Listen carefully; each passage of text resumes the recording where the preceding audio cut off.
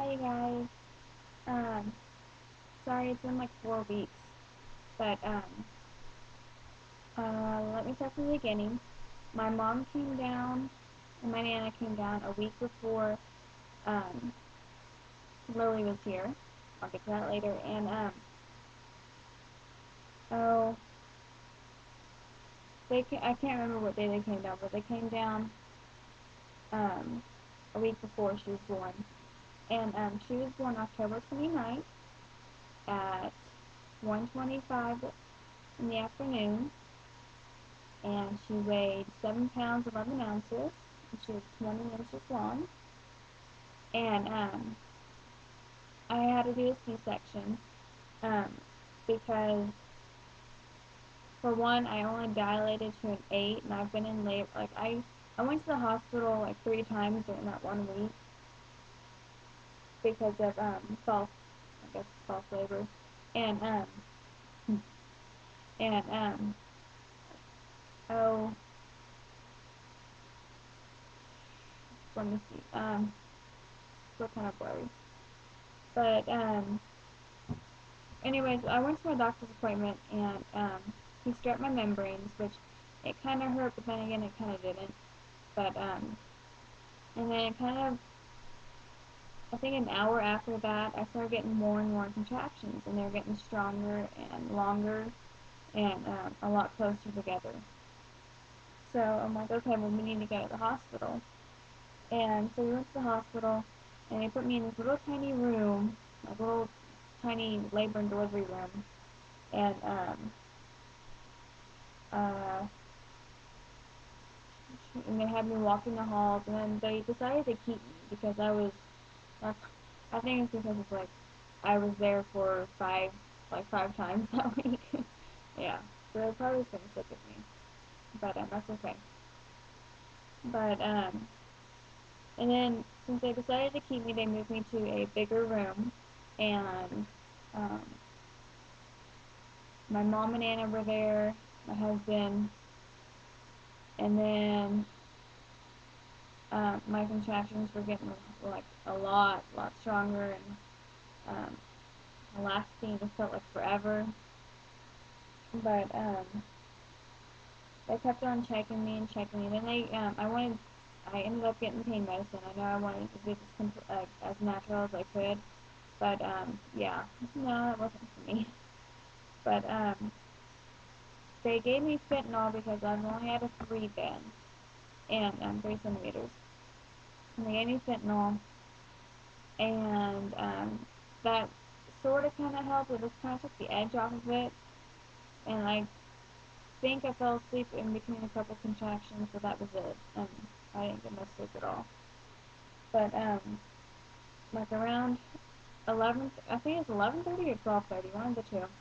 I woke up because this was a horrible contraction. I mean, like this one topped all of them.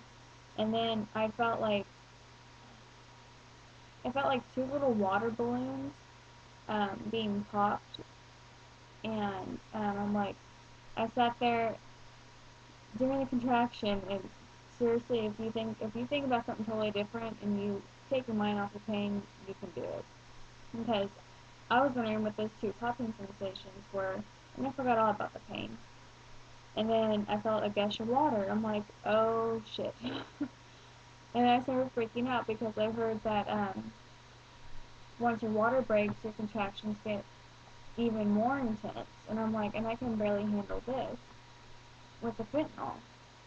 And so I'm like over here pressing the button for the labor and delivery nurse. And I'm like, my water just broke and I'm freaking out. And they came in and checked me, and I forgot what they said I was. Yeah, but I was apparently like a 4 or 5, and they gave me the epidural. They're like, would you like the epidural? I'm like, yeah, I do. I'm not even going to think about it again. So, my husband called my mom, and his mom just got into town. They drove from Kansas up here to Wyoming that night that I was in labor, and I think they ended up coming up that night. But I got the epidural, and you know, for anyone who says the epidural hurts, in my opinion, I think they're crazy. Honest, because I don't even know. I mean, um, it wasn't bad at all. They had me sitting up, leaning out, and they're like, "Well, kind of arch your back out." So I did, and um, I felt the contraction. They're like, "Well, you can't move." I'm like, "Well, I'm having a contraction." I'm like, "I'm going to move." I'm like, "Well, you can't." And I'm like, "Okay, you're the doctor. You're the one with the needle, so I'll listen." And when my contraction was coming, they poked me, and I didn't even feel it. And they're like, "Did you feel that?" And I'm like, "No." I'm like, "The epidural already in?" They're like, "No, that's the numbing shot." I'm like, "Oh, well, no, I didn't feel it." And then they went ahead and put the other needle thing in. I didn't even feel pressure. They just said, "Okay, well, you're done." I'm like, "Sweet." Yeah, and I was nervous about that. Mm. But and then they went ahead and gave me an oxygen mask because every time I had a contraction, her heartbeat would go down and it would stay down for a while. And so they gave me oxygen, and that helped. And they didn't have me on that for very long because she came back around. But like around, I think it was 10 o'clock in the morning, 10 or 11. My doctor came in and he's like, "Well, you're at 8 centimeters right now. Um, so you haven't progressed from." I think I went in, yeah, the day before that, the evening, like around 4:30 in the evening, and then it was the next day at 10 o'clock. I now was only at 8 centimeters. So he's like, "Well, if you want, we can either go ahead and let you wait it out and maybe see if you progress after the two surgeries I have, or we can go ahead and do a C-section." I'm like, "Well, let's go ahead and plan for the C-section if I haven't progressed any after those two other C-sections that we did." And they went ahead and checked me. I haven't changed at all. Um, so we went ahead and did the C-section. I kept on shaking like a lot, and I told them that my IV was starting to hurt, like it was stinging. So they put like a warm towel over it, and that helped. And it felt like forever that C-section did. I mean, because it's like with the epidural, they had to roll you onto the bed, and all that kind of stuff. It felt like forever. And then I heard doctors say, "Okay, well, you're gonna hear your baby cry like any moment." And I'm like, and I started freaking out. I'm like, this is awesome. Like it feels like forever, and now it feels like even longer because I'm just waiting for my baby to cry. And finally, I heard her, and she sounded like a little lamb crying. And I didn't cry. I expected me to, but I didn't think it was real. Like it didn't feel real to me. Like it felt too good to be true. And then my husband, I saw him starting to tear up, and then he left my side to go see her and cut the cord. That they cut it off a little bit longer and cut off the rest of it. And then so that was that. And oh, I fed her for the first time, and that's when I started crying. Whenever they laid her on me, but her head was like she was stuck in my pelvis. So we would have had to do the C-section either way. And yeah, so it's a good thing we went ahead and did the C-section, or else she probably would have been really messed up. But she had a cone head, but she was stuck in the pelvis, and it was all bruised, and her eyes were bloodshot. But she's perfect now, huh? And I only stayed, I think, 2 or 3 days in the hospital afterwards. But here she is. She's sleeping.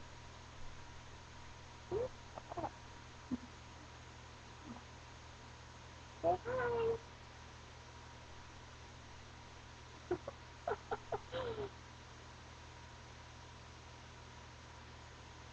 Yeah, this is her. This is Lillian Lorraine Hutchison. And this Friday, I think today's Tuesday, I'm not really sure. But this Friday she will be 3 weeks old. Yeah.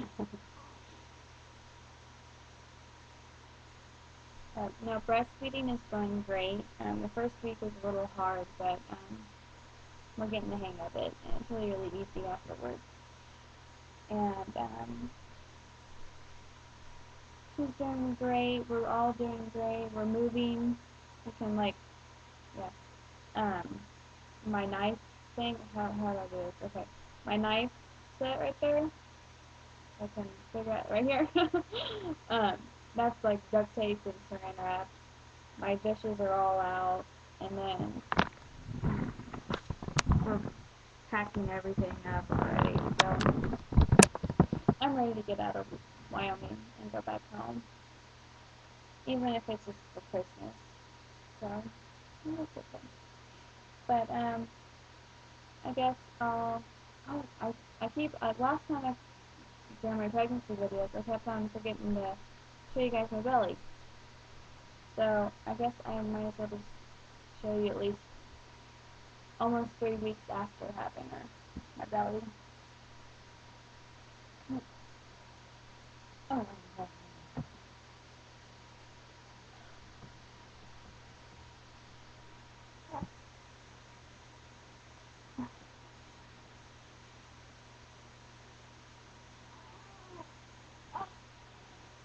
She's mad at me. But here's the front. On the side.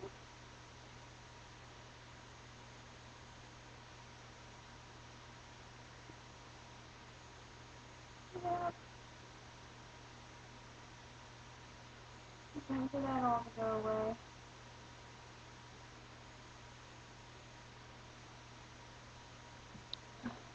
But that's about it. And it should be getting time for her to wake up and start eating now. So I guess I'll talk to y'all later, maybe. I don't know. Yeah. Bye bye.